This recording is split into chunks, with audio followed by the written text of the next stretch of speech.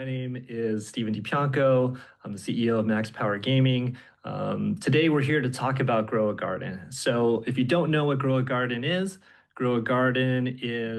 the most popular Roblox game of all time. It's also been smashing records in terms of CCUs to become the most popular game of all time. And so we're here to talk about it. This game is a very simple game where you are growing a garden, you are collecting seeds, you're purchasing seeds, you're planting them, you're waiting for them to grow, you're harvesting the crops, you're selling the crops to earn money, and then be able to go buy more seeds and do it all over again, get better crops, rarer crops, build your beautiful garden empire. And this game only launched in March at the end of March of this year. So it's only been out a few months. It has already surpassed 10 billion lifetime visits in this short amount of time. And it's really just taken off to these incredible levels where a couple weeks ago, so where it first kind of caught my radar was Roblox was setting platform CCU records over the past couple months. And so a few months ago, or maybe a few weeks ago, Roblox surpassed like 14 million concurrent users as a platform, which was a record. And then the following weekend, I saw Roblox had like 16 million concurrent users as a platform. And it's like, oh, wow, this thing is really taking off. And as I dug further, it's like, wait a minute, Grow a Garden is actually driving a lot of this growth for Roblox as a platform. And then 2 weeks ago, Grow a Garden got to 16 million plus concurrent users on its own. So a few weeks earlier, Roblox as a platform had never gotten to 16 million users. And this one game in that platform got to over 16 million, which broke the CCU record, which had been set by Fortnite for the Galactus event in December of 2020. And then, if that weren't enough, this past Saturday, Grow a Garden reached 21.3 million CCUs, which then just took it up a whole nother level. So look, where is, has it peaked? Is it still growing? Where is it headed? What does this mean for the industry? These are the things we're here to talk about today. This is a huge development across the sort of gaming, entertainment, ecosystem and culture. And so for me, it's like, oh man, this is an emergency. Like, we have to talk about this. This is something that's really significant. It's massive for UGC gaming. And to me, it's important for developers to understand what's happening, gaming executives, brands, everybody to understand like how this is shifting the landscape, what it means for just sort of the future of this industry.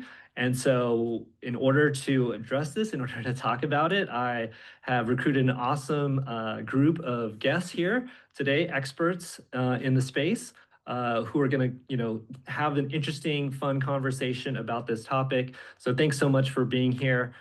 Just a quick intro about myself before I pass it to the rest of the group. My name is Steven DiPianco. I'm the CEO of Max Power Gaming. Work with brands and developers, helping them understand and grow on Roblox. And so I also put out a weekly newsletter. You can sign up at maxpowergaming.co. It's read by execs at Roblox, Epic, Microsoft, Amazon, Meta, Disney. And so, yeah, we're here to moderate this conversation and get into this topic. So let me just pass it around to do some quick intros. The question is, who are you? What do you do in gaming? And the surprise question is, how much or how little Grow a Garden have you played? So we'll kick it off to Jen. Hey everyone, my name is Jen Donahoe. I am a strategic marketing consultant in the game industry. I'm also the host of the Deconstructor of Fun podcast, and we have a newsletter as well. It's the leading game industry news source done by game industry insiders. So check us out if you want to stay up to date on the game industry news. My background is leading marketing teams at EA, Zynga, Scopely, Riot, probably more in there. And then also I used to be in the toy industry, which is why you see a bunch of like fun toys and a Power Ranger helmet behind me. So what was it? How much Grow a Garden have I played? Yeah, how much have you played? Yeah. I've watched a lot of videos. I played a little bit. I will say that, right off the bat, at Zynga, I led marketing for the Farmville franchise and the Ville franchise, and this is deja vu for me. And we'll talk about that. It's like Farmville, everything is new again, right? Everything has come back around, and Farmville on Roblox is the number one game. Shocking. Except for that it's for kids and not 60-year-old women in Iowa. That's the difference. So Yeah, awesome. Well, thanks, Jen, for being here. Nick, let's go to you. Awesome. Thanks for having me. My name is Nick Hill. I'm co-founder and chief innovation officer at Sawhorse.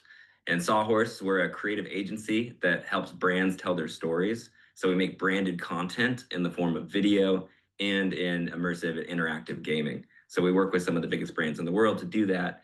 And yeah, just really excited to be here today.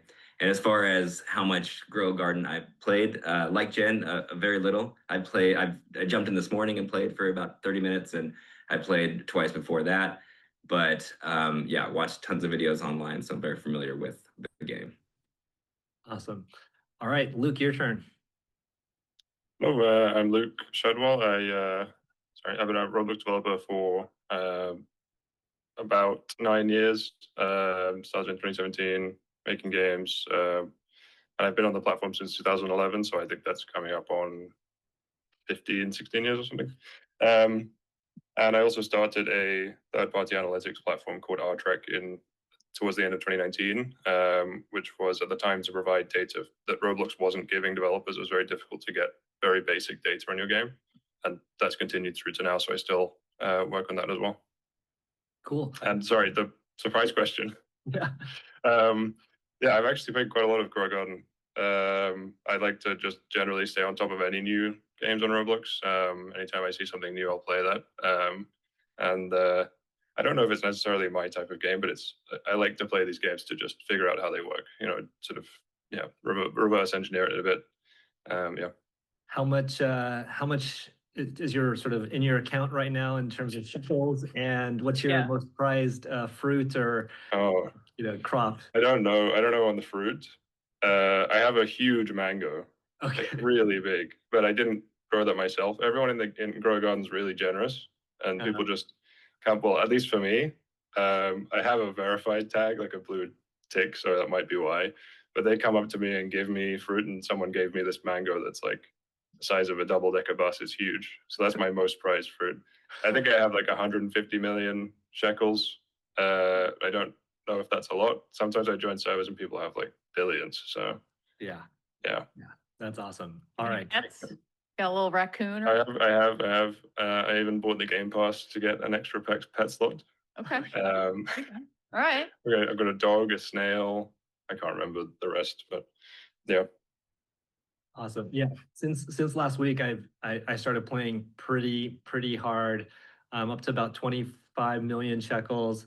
And I also have a pretty big mango tree and a big coconut tree. So anyway, I watched a YouTube video about the bamboo method of just using bamboo. And once I did that, like, oh man, I started earning a lot. So it was really, really successful thanks to that YouTube video.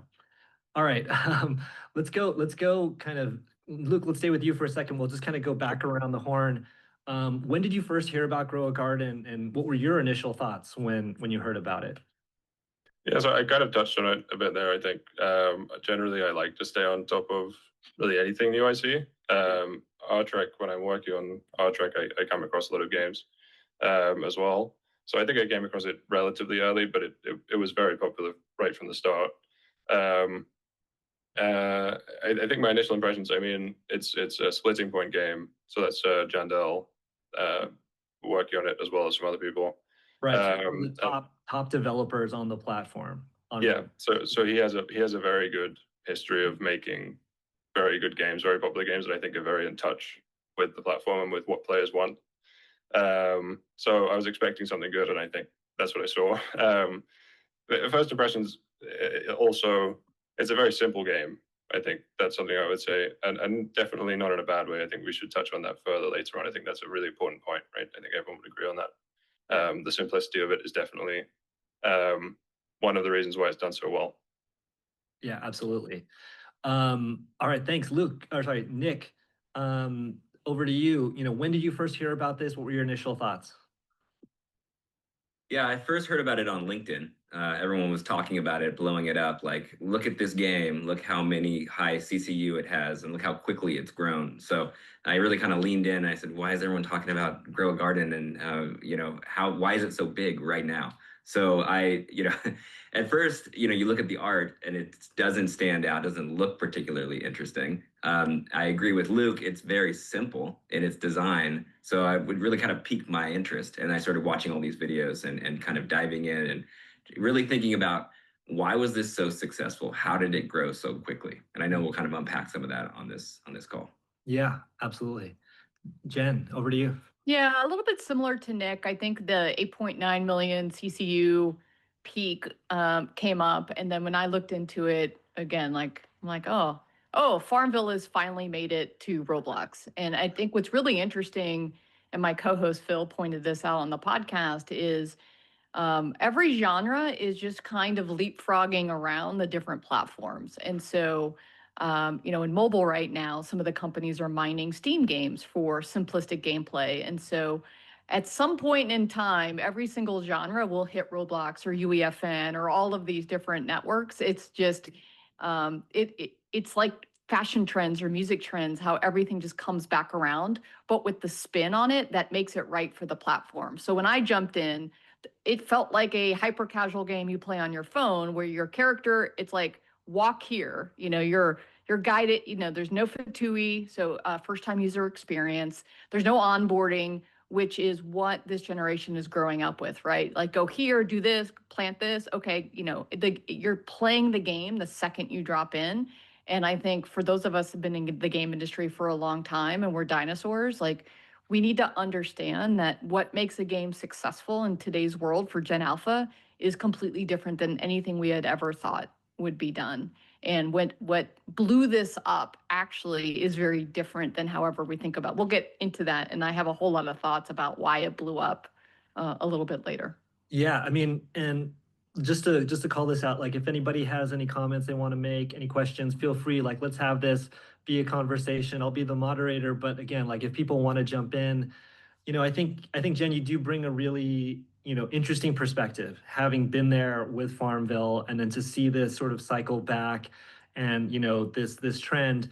And what you've called out at the end there about, hey, this younger generation, it's different expectations, right? They're not looking necessarily for the same thing, and what is fun and entertaining to them can look very different. So I guess talking about this game's success, and let's start to talk about, yeah, it has taken off. What are some of the things that have driven its success? And I guess from your perspective of, like, how similar or different is that from what you saw with Farmville, which had a platform to benefit from, and like built-in audience and network effects, etc. And so, yeah, would love to pass it back to you. Yeah, so from a gameplay standpoint, the audiences are, like I said earlier, the people who loved Farmville. At the beginning, it was everybody. I think those of us who are older remember the sad cow hitting our Facebook feed until Facebook changed the algorithm. So it grew, the virality grew because of your ability to help each other out. Eventually, it really segmented into an older female population. What I have seen, and I have some folks that I work with that we did a really big deep dive, and I'm sure you guys from a gameplay perspective can see, it's the combination of, I have the ability to have my own identity with my farm. It is the weekly updates that when a weekly update hits, there is something new, unique and different. It's the mutation idea, so drop rates and luck all coming into it. It's rarity and scarcity that you get in Pokemon trading cards. So they're taking all of the things that are, mildly addictive, as we all know, that you're chasing, and building it all into this simplistic gameplay that really feeds the opportunity for you to come back and chase those high identity driven items that make you look super cool to your friends. It also plays into the altruism, Luke, that you mentioned. I have a bunch of friends that are like, oh, someone just walked up and gave me a coconut, and now I had the money to be able to go and do the next thing. So it plays into a lot of Animal Crossing as well. If anyone has played Animal Crossing and you exchange your turnips and where do I go? And then you get like the min-maxers, like, you said with the bamboo, right? Like, how do I make the most money? Like, what do I plant to get the biggest outcome? And like, those are the videos that are taking off. And what's really feeding this are the influencers. And that's actually how this started is once Jandel posted when he took over the game, there were a couple of other, Roblox influencers who posted that started to take it off. But what Jandel posted and his videos get like 5, 6, 10 million views on TikTok. That's what did it. And that's the difference is kids are watching that content to make it blow up. In traditional games, it is so difficult to really get the influencers involved. So a bunch of different things in there for you. So yeah, I mean, I think some of the things that I heard were about certainly the mechanics of the game, and how it draws you in and how it sort of can provide different sort of rewards and I guess different gameplay to different people like me and Luke and again the social aspects. Again, there's the platform piece which you didn't talk on too much, but is there for sure. But then yeah, the fact that you have a developer who's in many ways an influencer and has a, as Luke mentioned, has a really strong track record of building really top games. And then he has this sort of, bullhorn to be able to promote this and drive awareness. And then when it's done with a game that is really, Yep. really working, then it just, yeah, it takes off. Nick, Luke, one of you want to jump in next in terms of, this game's success and what do you think is driving it? Yeah, I mean, I think I can go. Jenna, you mentioned so many points that I agree with, but the only other things I would add is just to double down on the simplicity and the time to fun. Literally, it's you within the first minute and 30 seconds, you complete the entire core loop and you're already rewarded. You totally understand it. And then you're feeding into and continuing to have that grow. So it's just a great design in that way. It's also, I think, it's fast to pick up for people of all ages and people from all around the world. There isn't much to understand there. Like once you get it, you're in it, and I think that's a huge. It's attractive to a large audience, a massive audience. And then the last thing is like this mechanic or this concept of your items sort of growing over time when you're offline. I think that's a big thing worth talking about. So even when you're not playing, it's kind of like the concept, I'll date myself right now, but like of the Tamagotchi, this thing is always happening and you have to keep checking in on it. So I think that's another element of this game that people really respond to. Yeah, idle games that you see is they play off of. Isn't this one of the first games to have offline activities? And I was like, wait, they don't have that already? Because it's a very traditional mobile gaming tactic, right? This is what I was gonna go into from what Nick said is this is a format that hasn't really been done on Roblox, at least in games with broad appeal. There are definitely some games that do it, but they're very niche and they have small player bases. But this is a game that has very broad appeal to a very large audience. It's a very simple concept, as Nick said. Everyone knows what a garden is, and everyone knows what a plant is. They know what happens if you plant something in a garden, right? I think it's a surprise that it's never been done before, and I think Jen is absolutely right about about how similar it is to Farmville. I mean, that was another one of my first thoughts as well. Is obviously it's farming or farming adjacent at least. It's a very similar concept, but I think it's if you took Farmville exactly how it is and put it on Roblox, would it have done as well? No. Right. No. I think one other thing we're seeing here is Splitting Point and Jandel. They've had a lot of success, and every one of their games they release builds on the last one. And I think if you played A Dusty Trip, for example, which was I think really their last big hit game, it has a lot of the same mechanics as Grow a Garden, or at least the ones that work the best and fit the best with Grow a Garden. And I think it's an important thing to call out that this is a really iterative process. Roblox generally as a platform is very iterative. as it is, but this is like they have a series of games, and each time they're learning from their own game and other games on the platform. They also work with Doobig. I know it's on Doobig's website, Grow Garden, and I think Dusty Trip is also Doobig affiliated. And this is also something, a lot of the mechanics you see in Grow Garden, you see across Doobig's portfolio of games. So I think it's the whole thing we're seeing. I think it's not just this game in isolation. It's a whole iteration of game after game. And I think I'm personally very excited to see, if they do another game in the next 6 months or let's say the next year, because every game they've done so far has just been better and better and works better. They have a better and better understanding of the player base. Is what yeah. Their live ops is incredible, and I think I think what I hear you saying too is their ability to hone in on their live ops updates, the cadence, and it's astounding, even in AAA and mobile and in the mobile game space. I don't think anyone does these weekly updates as deep as they're doing. It's crazy. And I think right, like it's clearly working, and so these numbers again. 8 million concurrent users, 16 million concurrent users, 21 million concurrent users. It's a testament to the fact that like, yeah, it's working, it's really paying off, and really kind of firing on all cylinders, right? So the game is really effective. You have all of this social conversation. It's making headlines. People are pulling together emergency live streams to talk about it. Like this is it's clearly working. And I think just want to go back a sec to something Nick said. It's like, oh, it's very easy to pick up. You can really get into it very quickly. I was asking my daughter, who's 13, if she played it. And she said, oh, yeah, I played it. But like, I thought it was boring. I didn't want to wait like for the stuff to grow. Like, just like she got it really quickly, right? But I think we're at this point where its success, its popularity is working in its favor. Where so if you play it and you like, you might not be into it for the first couple minutes, but you're like, no, everybody's playing it though. I keep seeing all these videos about it. I want to be a part of it. Then you're going to go and you're going to say, oh yeah, on Saturday, I'm going to join when they do the update. I want to be part of this movement. I want to be checking this out. And so to me, I think that's really where it's like popular things get more popular. And it'll be interesting to see how popular this continues to get.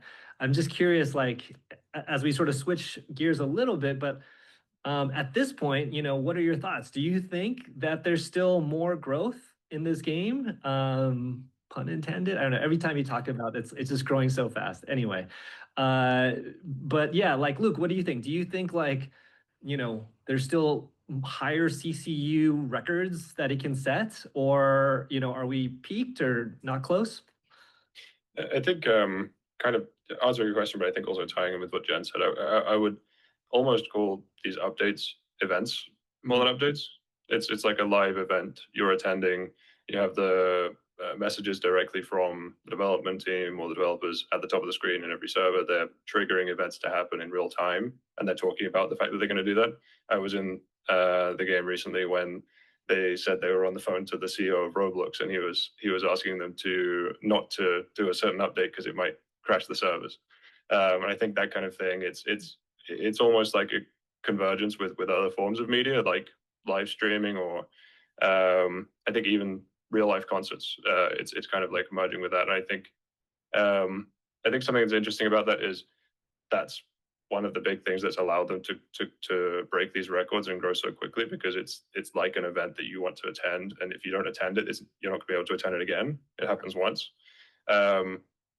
But it's also kind of like almost like the whole thing is a very long concert or a very long live event. And I think what ultimately the question is ultimately, when do people start to get fatigued from being at that live event for such a long time? Do they get fatigued? I mean, I think if Splitting Point can just keep doing completely new, novel things, maybe that goes on for a while. And I think a big question is also fundamentally, as a game, if people do get fatigued by that kind of mechanism of bringing new people in, how well is it going to retain people that are already there? If that does kind of start to end, that sort of live event type of thing they have going on. So I don't know. I think I looked at the data this week, and I think this week within the weekdays, it's been performing pretty similar to how it did last week. But I don't think that's necessarily a huge change from their normal trend. I think it's going to be very difficult to top a 21 million player record. But I would have said the same thing to you before they did it. So who knows, right? But yeah, I think we'll see. I think we could be at the peak. I think I would say with more confidence that we might be than I would have before this peak. But I think the big question to me is how well are they going to hold on to what they have? Yeah. Yeah. Cool. Nick, what are your thoughts? Yeah, I agree with all that. I mean, I think I was shocked and surprised at how fast it grew and what the CCU was. It shattered the previous record. So I guess Roblox is unpredictable, and I could definitely see that surprising me again and continuing to grow. But I agree with Luke. It's like that's never been done before, and everyone has experienced it. The game's been out for a while, so they have to continue to innovate and feed that audience and kind of give them the next like, oh shit moment, like, oh, what about this? And if they can't figure out what that is, it won't continue to grow, So it's like, it's kind of on them to see how innovative they can be. Oh, no, they're going to break it. They're going to break it. So, and they're literally going to break it, and they have broken it. So just a couple of data stats with the 21 million. I believe that 70% of all of Roblox is engaged with this game. Right. If you look at the entire math, when they did a Monster Mash dance party, which was interesting that they didn't actually play the song Monster Mash, but anyway, like that literally broke Roblox, and many of the people couldn't get in.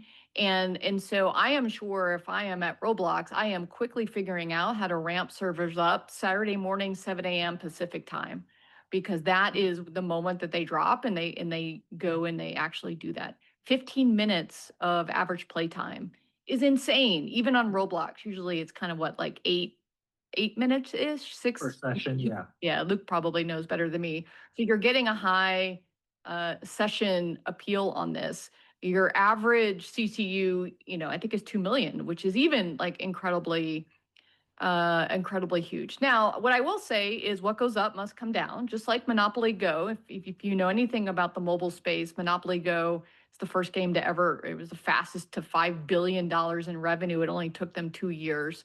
What goes up must come down. And so this will be, kids are into things for no more than 6 weeks. So what we will see is this come down to a manageable level. It'll start to hit, it'll start to sustain probably in 6 weeks to a couple of months, but it'll still be in the top 10 for a very long time because, as we know with Discovery, it is a self-fulfilling prophecy. Once you're in the top, it is very easy to stay in the top of Discovery. It's in the zeitgeist. Everyone is going to be making sure their friends are in there, and they're going to have a social hangout space. So if I had to guess, I think they're going to go bigger this weekend, but let's see. And then the holiday weekend in 2 weeks, oh my God, then it's going to really explode because all the kids are at home bored out of their mind. So we're going to see it. Summer is the biggest time for Roblox and for kids in gaming. So it is only going to go up. Should we take bets on this? Yeah, let's do want it. to put money on this? Okay. Let's do it. I put it in Robux. Yeah, no. Yeah. So I mean, I'm kind of in the Gen camp. I think we have a lot of headroom still. I mean, if I look at, sort of estimated monthly active users of Roblox, we're talking about like 400 million monthly active users around there.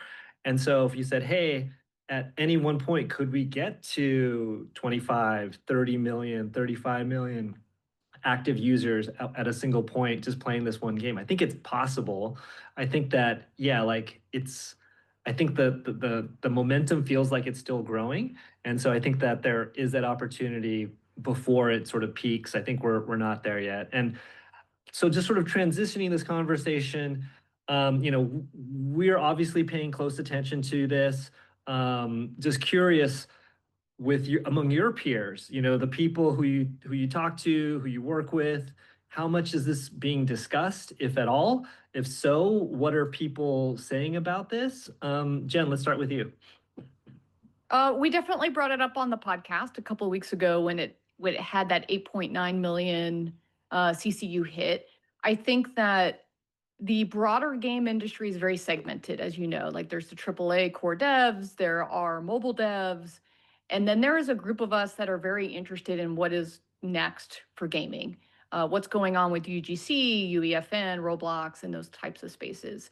I would say that there's a bunch of us dinosaurs out there that look at this and what this is doing as the next frontier of gaming.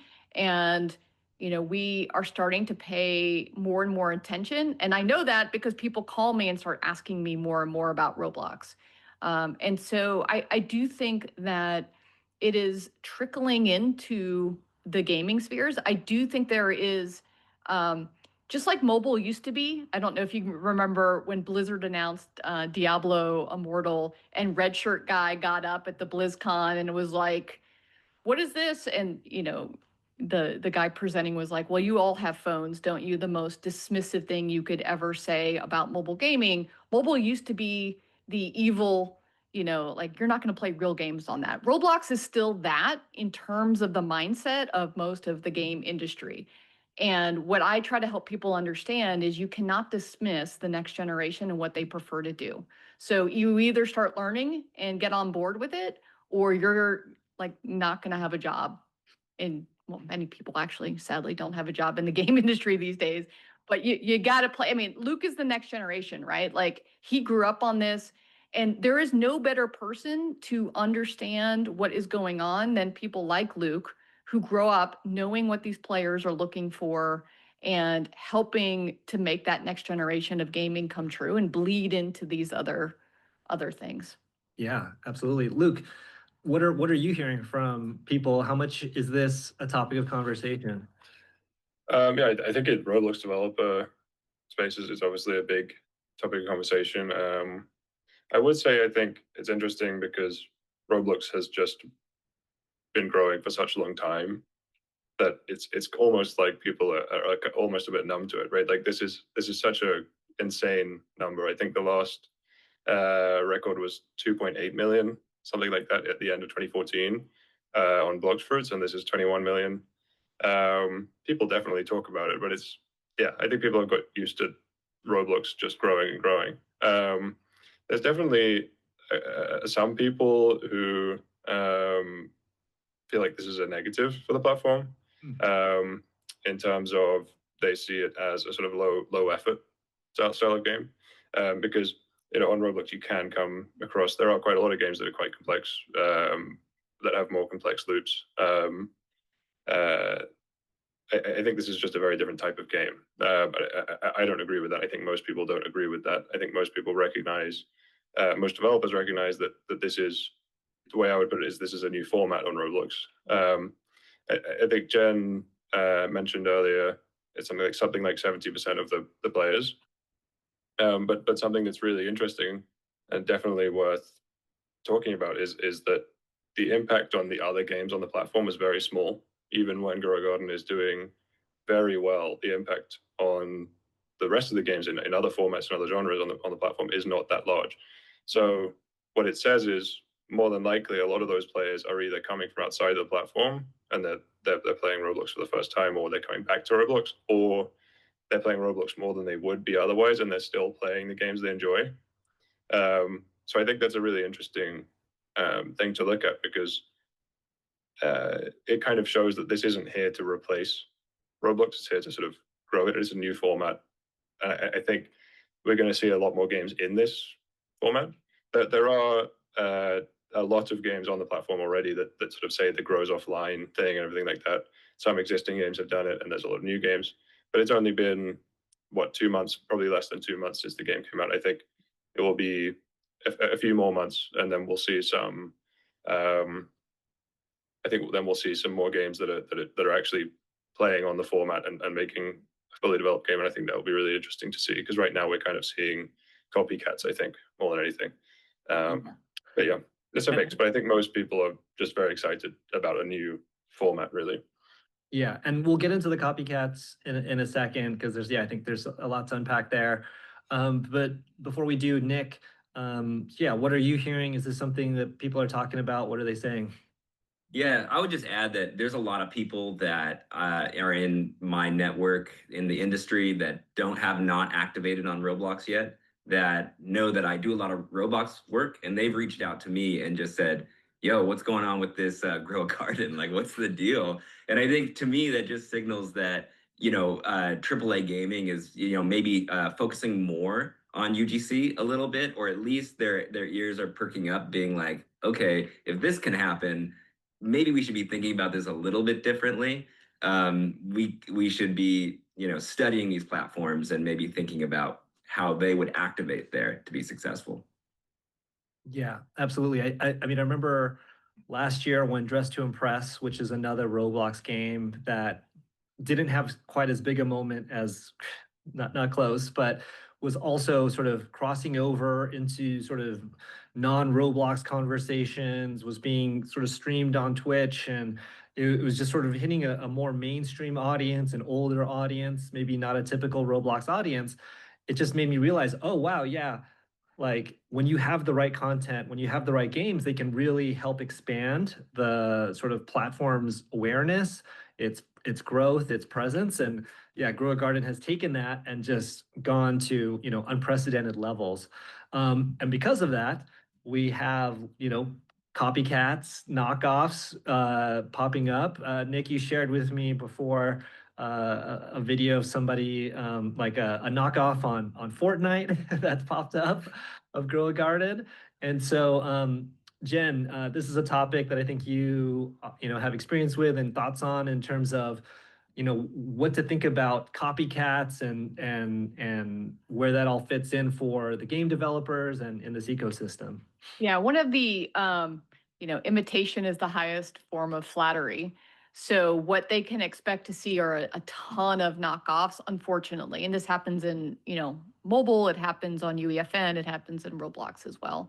And so one of the things that Roblox is going to need to do and be a little bit of aware of is like, how can they help out and protect, in a sense, the IP and what is ownable about this IP. I know that, Nick, you probably run into this. There's a lot of knockoffs, especially if you're anime. Oh my God, the poor anime people. Like all they do, I mean, one of the biggest games is a knockoff of an anime IP. And so, what I would encourage, brands and folks to know with IP is, it is still a little bit of the Wild West on Roblox when it comes to IP protection, as it is on many platforms.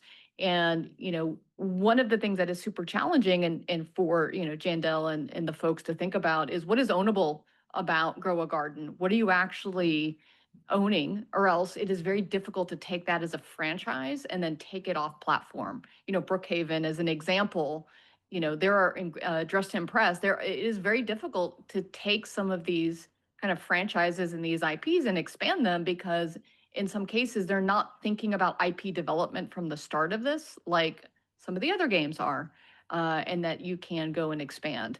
So just, a little caution flag on, what's going to happen to them is knockoff after knockoff. So they're going to have to keep thinking about what their thumbnail is. They're going to have to think of an ownable name, like a logo that they can really start to own, and that creates the blue check mark, right? Like, Luke, actually, can you get a blue check mark for a game? Because I feel bad for these folks. They're about to get ripped off left. I'm sure they definitely have a blue check mark. You get a blue check mark if you hit it's something like 1 million hours of playtime in a 90-day period, I think. So that's why I have one.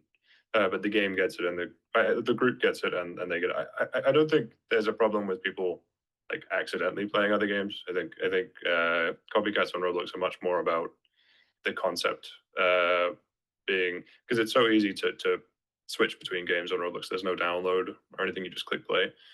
So from a player's perspective, if they enjoyed one game and they see another game that sort of plays on the same format or anything like that, they might think it's from the same people. I think it's unlikely they're going to think it's the same game.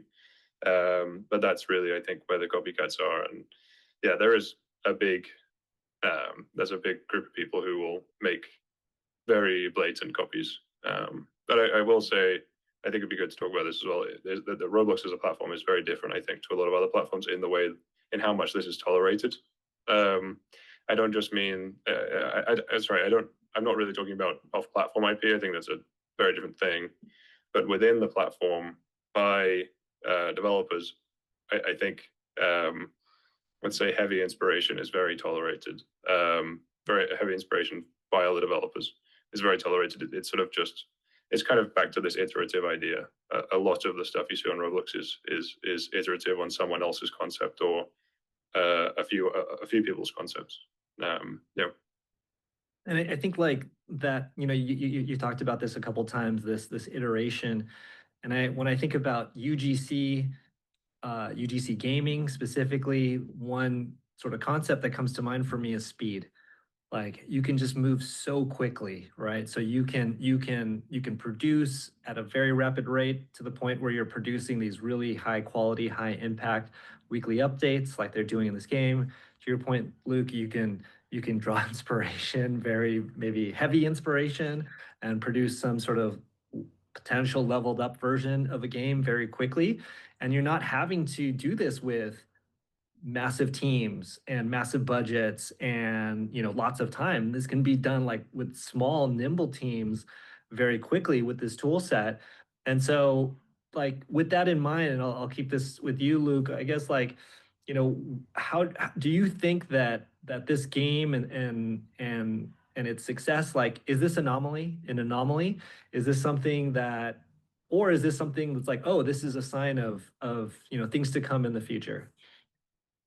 I think we've seen, this is obviously a very big number, but I think we've seen with many formats. I think that's the best word I would continue to use, as formats similar to Dress to Impress, or a very long time ago Jailbreak, if you're familiar with that, or even Adopt Me. Or there's many stages where big things happen and someone does something that it really revolutionizes the way. Well, it really revolutionizes the way developers think about making games or specific formats of games. And a lot of the time it can be something very simple, like for example with Adopt Me, they existed for a very long time, and the thing that really did it for them was introducing pets. And you see pets across all games on Roblox now. I think what's going to come from this, rather than copycats, rather than just copycats, I think the thing that's really going to come from this is breaking down what makes this game work, and taking some core concepts from that and implementing that in future games that people make and in their existing games.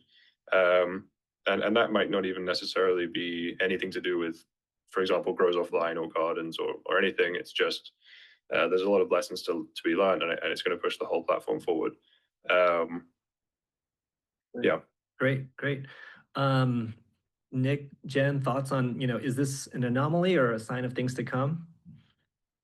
I can just jump in. I think it is an anomaly. I think the blip that we saw, like we're not going to see another one of those like next month from a different game, I don't think.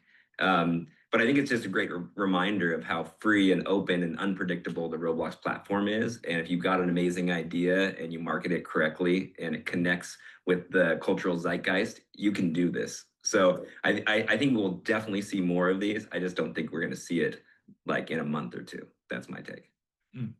Yeah, I think it's difficult to be that like repetitive on such a major hit. But Luke, you nailed it in the sense of how do you, number one is expand genres. So we are seeing genre expansion on the platform. Now we get into the gardening simulation category that in a new way.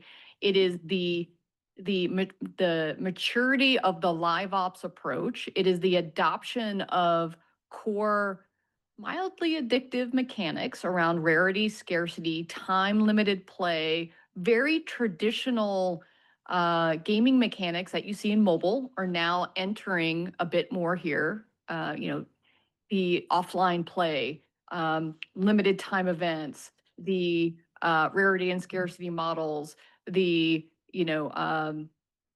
just the ability to show your identity. And then, the other thing that I think is really interesting, and Nick, I wanted to get your point of view on this. If I am John Deere, if I am Dole Pineapple, if I'm the San Diego Zoo, if I'm any brand, like I would be calling these people today and I would be giving them hundreds of thousands of dollars to have my brand show up in this game right now. I don't know if they're taking those calls, but holy shit, I can only imagine if I'm a brand, I would want to be in that game like right now. Yeah, I totally agree. I mean, I think that from an integration standpoint, it's a no-brainer for brands because you can basically access this massive audience that they've built and get in front of them and get the brand recognized easily. And I like that you pointed out that these were like produce brands, and like food related brands, because that's, if you can integrate seamlessly into the game, that's irrelevant in a very relevant way and additive. It's so seamless. And I think it resonates really well with the audience. So I do know that brands have been reaching out to them, and I don't know what deals they're brokering, but I think we will see more branded integrations into that game. At least I hope to see it. I hope they do ones that, and the reason why I did that was they do some that makes sense, and it's not like, no offense to hand cream or anything, but or Toyota car insurance. Let's do a car insurance integration. I mean, I guess you could do Walmart, right? Because you could have Walmart in a sense selling, like be the storefront. But what I think I would encourage the developers to be mindful of is the audience, and not like totally selling out, but doing so in a way that makes sense. So for example, when you play FIFA, FC, or Madden, and there are, in those games, there are billboards in the stadium that run ads, even in the games. And that makes sense because that's what happens in real life. So you want to still, for this audience, they can sniff inauthenticity a mile away. And so I would encourage them to not sell out completely, because this audience will be like, F you, I'm out. Because they do not, I mean, Luke, you could probably speak to this since basically you're like super connected to the audience. Is that like the right way for brands to think about it? Yeah, I think the best, I mean, I wouldn't say I'm a marketing person, so but I feel like But you know the audience. You know what the audience. Yeah. What I was going to say is I think it's kind of it feels obvious, which is like if something fits in the game, then people are going to like it. If it doesn't fit in the game, it takes you out of the game, then people aren't going to like it, and the developer's not going to like it either because it's going to mess up their metrics. I think a really good example of one I've seen is like there's a game called Retail Tycoon where you run your own store, and Philips One Blade did an integration with them, and you can sell Philips One Blades in the store, and you sort of barely even notice it, but you notice that it's Philips, and I think that's what they're going for. It's a great integration, that one. So it's something like that. I can't think of any really big gardening brands off the top of my head. I don't know if there's that much money in it. Yeah, Home Depot, yeah. John Deere tractors, Dole, but can I ask you, Luke, like, because it's your analytics platform, how much money do you think this thing is raking in? Do you have any idea? Come on. I mean, yeah, I could guess. I don't know if I should guess though. Okay. All right. There's actually in the comments, Rowan has put that they've done 12 million plus in the last 30 days. So that's it? Yeah, who knows if that's how accurate that is. Yeah, I would think it's higher than that, but hard to say. I do agree though that now would be a terrible time to bring a brand in, that like they're doing really well. And there certainly have been brands that have come to the platform into games, and players have gotten upset, right? And they've felt like, oh, this, the game sold out, this is, lost its credibility, etc. And so like that's, I think, a real kind of concern for especially a game that's like, again, doing everything so well right now. We just have about less than 10 minutes left, so I'm going to ask a couple last questions here before we wrap up. And thanks to everybody who's out there. Sorry we haven't gotten to your questions. When we first started, there was just a flurry of comments, and so I couldn't keep up with it. But if you do have a burning question, please drop it in. We'll try to get to it. So just sort of as we start to wrap things up, is there, let's say one lesson that you think people might miss from this story that, is worth discussing? I'll open it up. Anybody want to take that one? Any lesson you think people might miss from this story? I'll just throw something out. I think a lot of outsiders will look in at this and see this type of game. It's simple. It doesn't look particularly nice. And they're going to say, oh, I can do that. Let me just jump into Roblox and make my game and make my millions. Like this game, there's nothing special about this game. But I would argue that there is something very special about this game because the developers really understand the community. All the mechanics they're employing and what they've iterated on is like the sweet spot. It's a magic DNA. They've cracked a code and they've tapped into cultural zeitgeist, and that's why it's so successful. So I don't want a bunch of like developers and different gaming studios coming in thinking it's going to be easy. It's very difficult, but you should learn from this game. That would be my advice. Yeah, isn't it something like 5,000 Roblox games go live every month? There's millions of games and experiences. Definitely more than that. Yeah, or day. Yeah. I don't know. I forgot what the stat was, but it's worse, on mobile, there's 19,000 games that go live every year on Steam. The ability for you to put something up and get attention is not easy. And to go back to what I was saying earlier about like why this blew up, I'm going to butcher this person's name, but Azilrich, Rillich,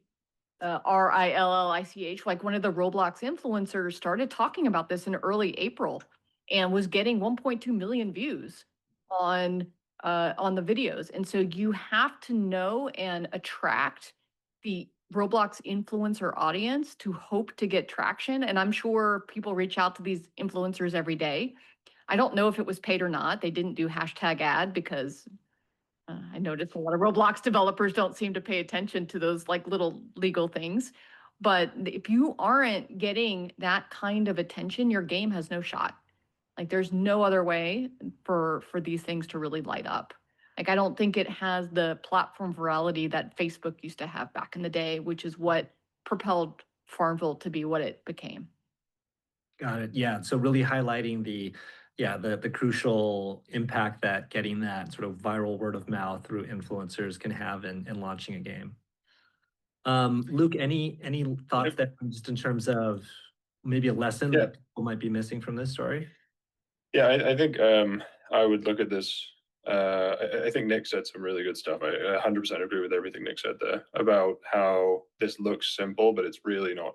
I think there's so much work that's gone into this. Not necessarily just this game specifically, but I think the incredible art of this is that it seems so simple. But not just this game, all the games they've worked on in the past have built up to this and their whole time on Roblox. I think it's really a mindset, right? At the heart of it, a mindset of understanding the player base. I think it's almost subconscious.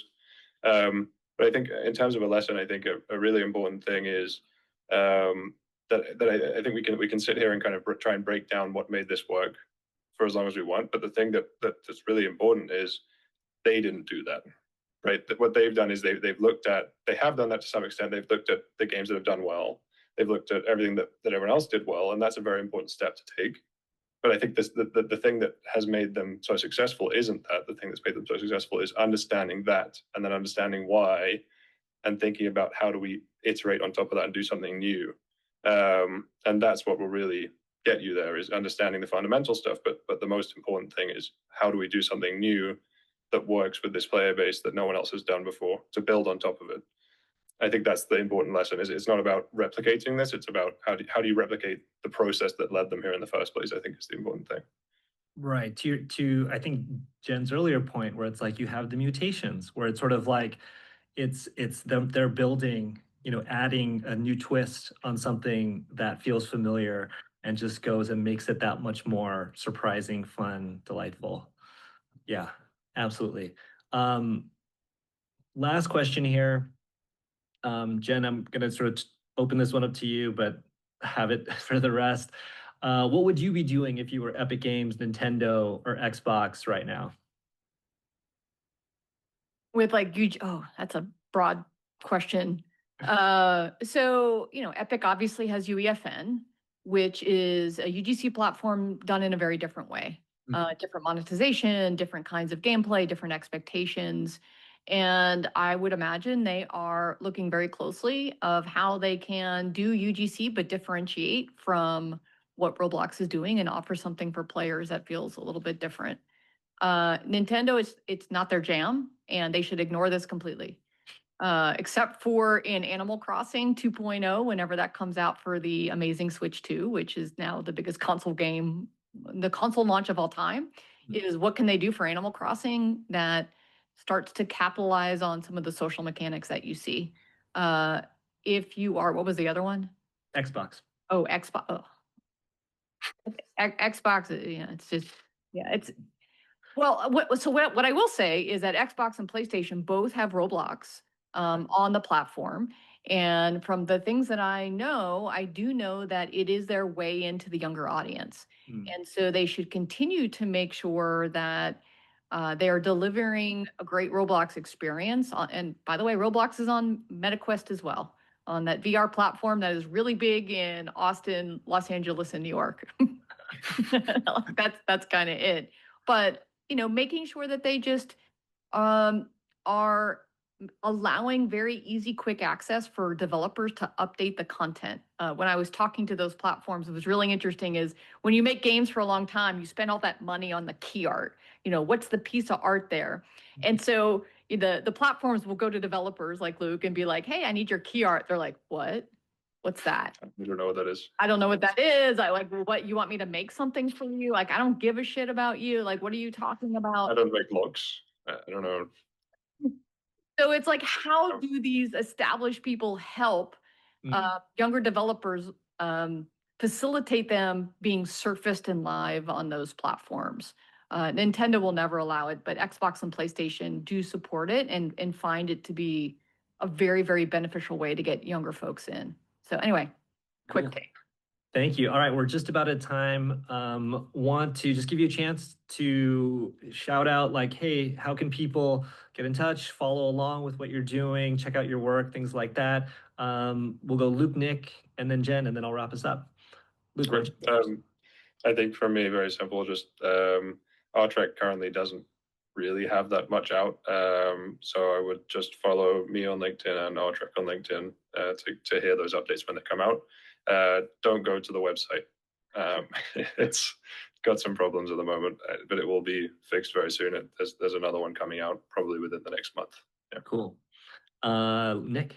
Yeah, I would just say follow me on LinkedIn, follow Sawhorse, and also I do a podcast about immersive marketing called Brands in Play, so you can check that out. We really dive deep into figuring out how brands are going into gaming and what that all means. Great. And Jen? LinkedIn for me, and then also go to deconstructoroffun.com, sign up to be in the Slack channel if you have 5 years or more of industry experience, sign up for the free newsletter, and then podcast is on all podcasting platforms and a YouTube channel and TikTok. We actually do that as well, but we just do a lot of great free service to the industry. So awesome. Yeah, I love it. I learned so much from the content. So for me, you can check me out, follow me on LinkedIn, our newsletters at maxpowergaming.co. I'm also working on a Grow a Garden case study, game teardown case study to really dig in greater detail of like how the game works and some of the mechanics. It'll be coming out next week, so take a look out for that. But thank you so much all for having this emergency conversation, this emergency live stream. I think we really had some really interesting perspectives about what sort of drove this success, what it means for the industry, where things are headed. So thank you all so much. And if you're watching, thank you for watching. Please follow all these people on LinkedIn, check out their work, their podcasts, their websites when they get fixed in the future, all those things. And yeah, have a great rest of your day.